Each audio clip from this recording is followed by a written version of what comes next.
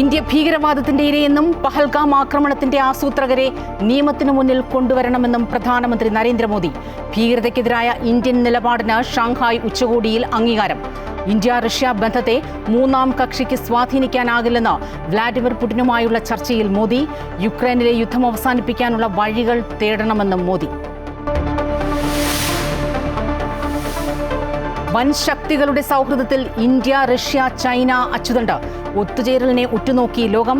ഷാങ്ഹായിൽ കൈകോർത്ത് ഹ്രസ്വ സംഭാഷണവുമായി മോദിയും പുടിനും ഷീ ജിൻപിങ്ങും. മോദി എത്തിയത് പുടിനൊപ്പം. മഹാനായ മോദി പുടിനും ഷീക്കും മുന്നിൽ തലകുനിക്കുന്നത് എന്തിനെന്ന് ട്രംപിന്റെ ഉപദേഷ്ടാവ്. അഫ്ഗാനിസ്ഥാനിൽ ഭൂചലനം. മരണം 600 കവിഞ്ഞു. 2000-ലേറെ പേർക്ക് പരിക്ക്. ആയിരക്കണക്കിന് കെട്ടിടങ്ങൾ തകർന്നു. രക്ഷാപ്രവർത്തനം തുടരുന്നു. ദൗത്യം ദുഷ്കരമെന്ന് താലിബാൻ ഭരണകൂടം. ആഗോള അയ്യപ്പ സംഗമത്തെ സ്വാഗതം ചെയ്ത് ശിവഗിരി മഠം.